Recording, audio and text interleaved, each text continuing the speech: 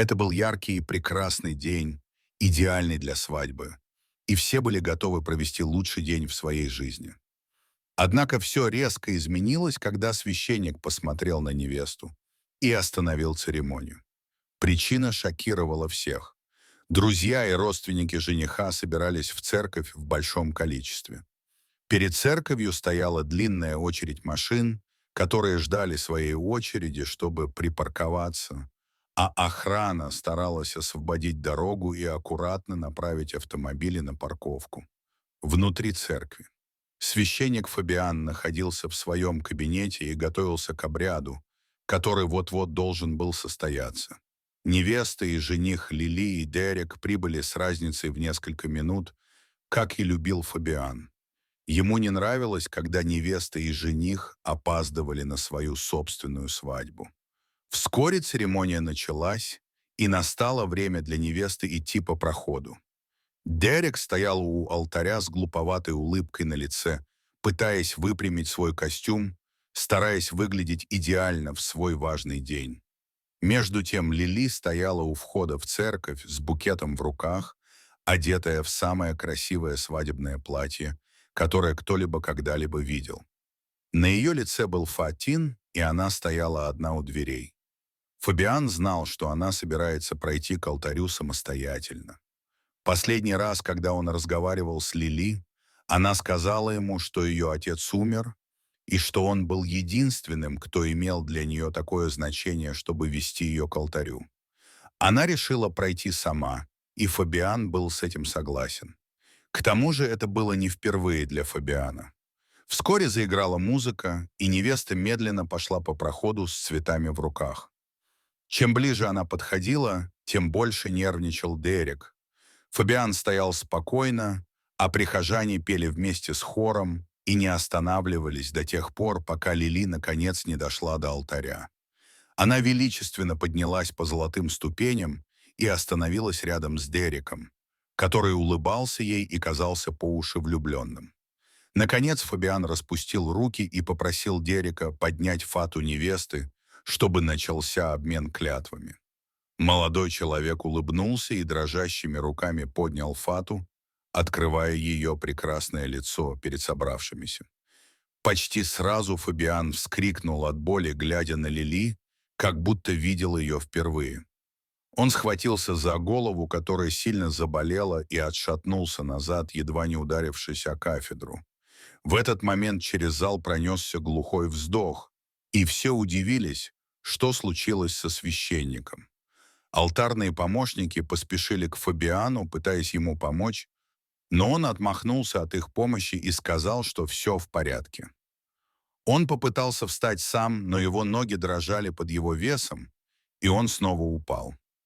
Помощники испугались, что он потеряет сознание, и позвали кого-то принести воду, и Фабиан, наконец, позволил им помочь ему сесть на стул, в то время как Дерек и Лили стояли у алтаря в полном замешательстве. Когда принесли воду, она немного успокоила Фабиана.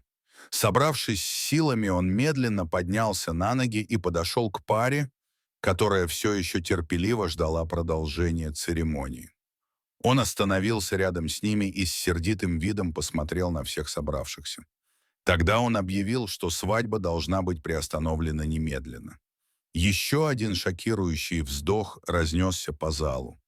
Дерек застыл с открытым ртом, глядя на священника, как будто у того вдруг выросли рога. Он не мог понять причину такого крайнего решения. Он спросил у Фабиана, почему тот это делает и разрушает их важный день. Священник ответил, что только что имел видение и должен немедленно его исследовать.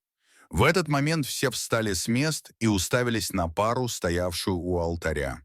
Они были готовы к тому, что будет дальше, потому что все знали о дарах Фабиана, позволяющих ему видеть то, что не видно обычным людям.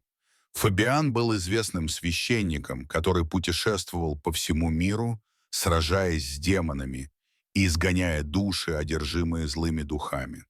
Много раз он мог просто увидеть их, как только взглянет на них.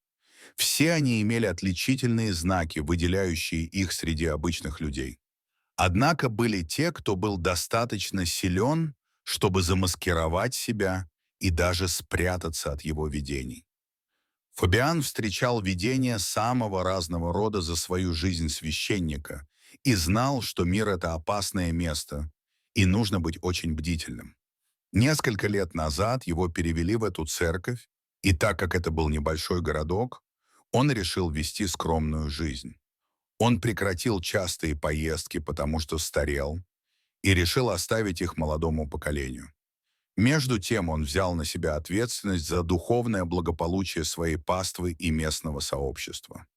С момента своего приезда в город он боролся с любыми злыми духами, которые задерживали развитие города и делали его детей больными. Благодаря всему, что он сделал, он завоевал множество душ, и все держались за его слова, как за самой Евангелие, потому что знали, что все, что он говорит, правда. Именно поэтому, когда он сказал, что увидел видение, все в собрании они встали на ноги, готовые к действию. Они знали, что либо у невесты, либо у жениха есть духовная проблема, которую необходимо решить.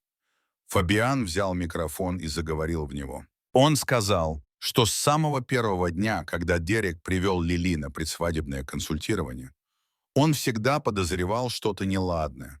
Она казалась ему очень знакомой, но он не мог понять, где видел ее раньше.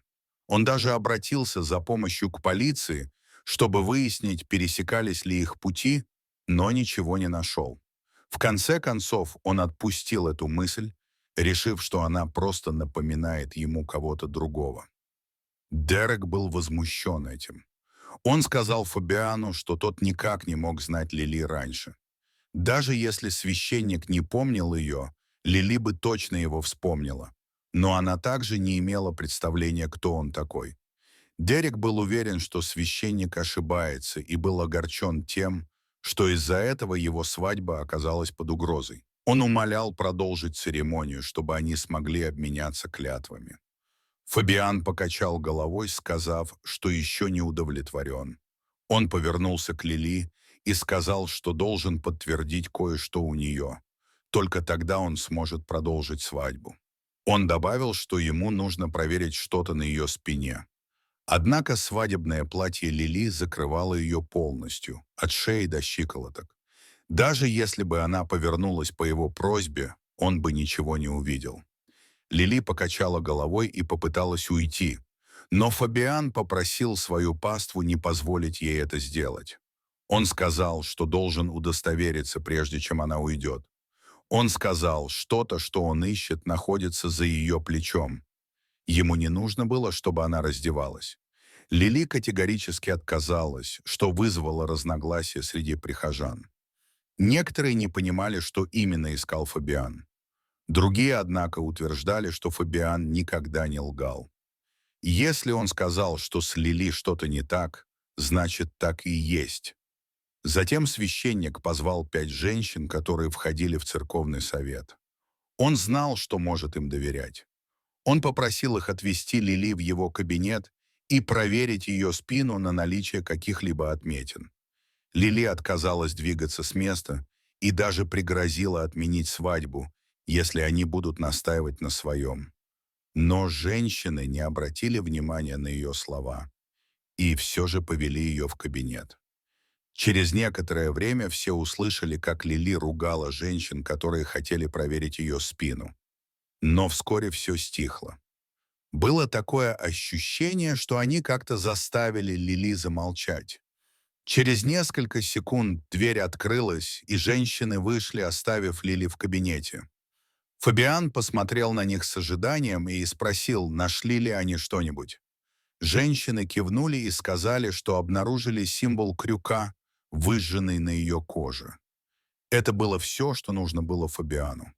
Он сразу же направился в кабинет, закрыв за собой дверь. Почти сразу снова начали раздаваться голоса.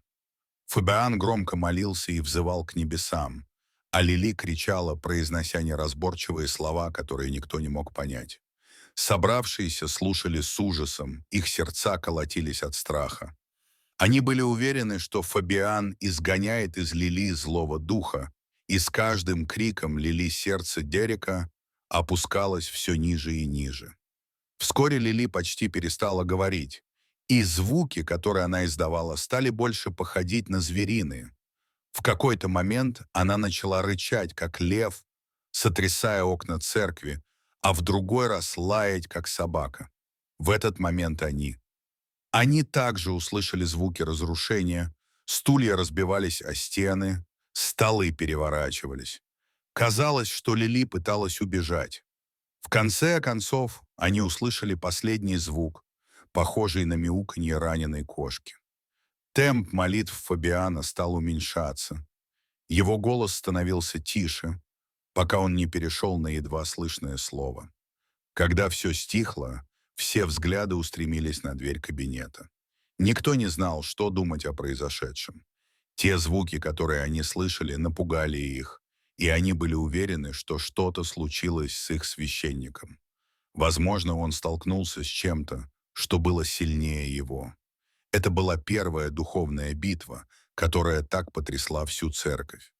Когда тишина продолжала длиться, и дверь оставалась закрытой, все начали переглядываться, задаваясь вопросом, стоит ли им пойти проверить, что случилось с Фабианом и Лили. Дерек был вне себя от волнения, он едва мог стоять на месте, но заставил себя это сделать.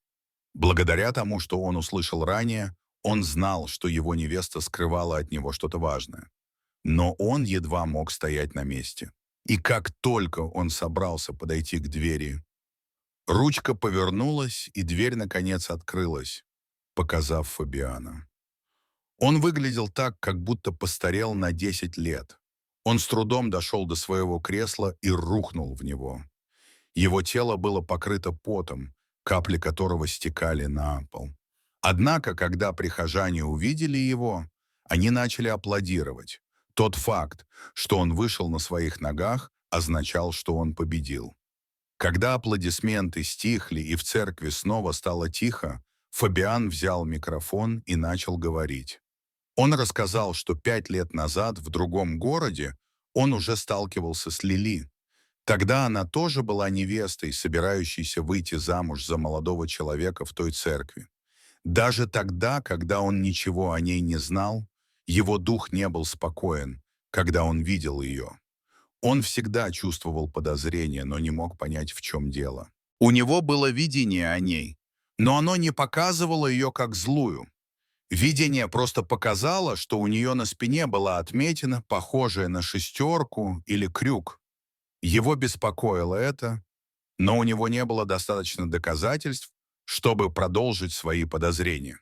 В конце концов, так как он не мог помешать ей выйти замуж, просто основываясь на своем внутреннем чувстве, он провел церемонию их брака и сильно об этом пожалел. В ту же ночь, в ночь консуммации брака, Лиля убила своего мужа, зарезав его, и бесследно исчезла. Все попытки найти ее оказались безуспешными. Фабиан винил себя за это. Именно поэтому он попросил перевестись из своей церкви в ту, где служил сейчас, потому что груз его ошибки не давал ему покоя. Он чуть не повторил ту же ошибку, когда Дерек привел Лили к нему как свою невесту. На протяжении всего их предсвадебного консультирования Фабиан испытывал странное чувство по отношению к Лили, как будто она что-то скрывала, но он не мог понять, что. Тот факт, что она казалась ему знакомой, только усложнял ситуацию. Хотя сколько бы он ни пытался, он не мог вспомнить, откуда ее знал. Однако, увидев ее в свадебном платье, он все понял. Когда Дерек поднял ее фату, это напомнило ему о мужчине, который сделал то же самое 5 лет назад. В тот момент, словно его глаза открылись, и он увидел Лили такой, какая она была на самом деле. Он сразу же получил видение, в котором увидел, как Лили убивает Дерека той же ночью. Это побудило его немедленно остановить свадьбу и изгнать силы зла. Когда Фабиан закончил говорить, его слова были встречены тишиной, пока собравшиеся обдумывали его историю. Они были поражены тем, насколько могущественной была Лили, и как она была близка к тому, чтобы лишить жизни молодого и полным сил Дерека. И вот дверь открылась, и Лили вышла наружу. Она выглядела слабой и подлился с нее еще сильнее, чем с Фабиана. За несколько минут, пока она и Фабиан боролись, она заметно похудела, ее черты лица стали изможденными. Она прислонилась к стене, когда подошла к Дереку, который отступил от нее в шоке. Лили призналась, что была членом братства, и ее настоящее имя не Лили, а Лилит. Целью братства было накопление власти и богатства, и делали они это, заманивая мужчин, соблазняя их и выходя за них замуж, чтобы затем убить в первую брачную ночь. Кровь давала огромную силу тому, кто убивал, особенно в брачную ночь. Лилит призналась, что к этому моменту она убила не менее 665 мужчин и была на пути к завершению своей миссии, которая должна была завершиться убийством 666. Убийство Дерека сделало бы ее невероятно могущественной и королевой братства. Она также сказала, что причиной, по которой Фабиан не узнал ее сразу, был духовный облик, который она наложила на свое лицо, чтобы даже если он и находил ее знакомой, он не знал, что она задумала. Однако она недооценила его силу, и в конце концов он увидел ее истинную сущность, что привело к интенсивной битве, в которой она лишилась своей силы. К тому моменту, как Лилит закончила говорить, ее ноги подогнулись под ней. Она начала стремительно худеть, дважды кашлянула кровью, ее глаза закатились, и она упала на пол мертвой. Все вокруг громко ахнули, наблюдая ужасную сцену, развернувшуюся перед ними. Никто не мог поверить, что такое произошло в тот день, когда должна была состояться свадьба. Дерек выглядел потерянным, как будто он не понимал, что происходит. В его глазах блестели слезы от осознания, что женщина, которую он любил, была ведьмой, планировавшей убить его сразу после свадьбы. Фабиан сказал, что тело Лилит не должно находиться снаружи слишком долго, и его нужно похоронить как можно скорее из-за злых сил, что в нем обитали. Он сделал последнюю попытку спасти ее душу и произнес молитву над ее телом, прежде чем его унесли для захоронения. То, что начиналось как свадьба, превратилось в похороны. Однако все радовались за Дерека. Его семья и друзья были благодарны священнику, который увидел то, чего не увидел никто другой, и в итоге спас ему жизнь. Дерек знал, что он обязан Фабиану своей жизнью. Ему был дан второй шанс, и он пообещал стать более активным в церкви и помогать в борьбе с силами зла. С того самого дня, который должен был стать его свадьбой, Дерек стал совершенно другим человеком. Какая мощная история! Кто бы мог подумать, что Фабиан спасет жизнь Дерека таким образом? Что бы вы сделали на месте Дерека? Напишите в комментариях, увидимся в следующем видео.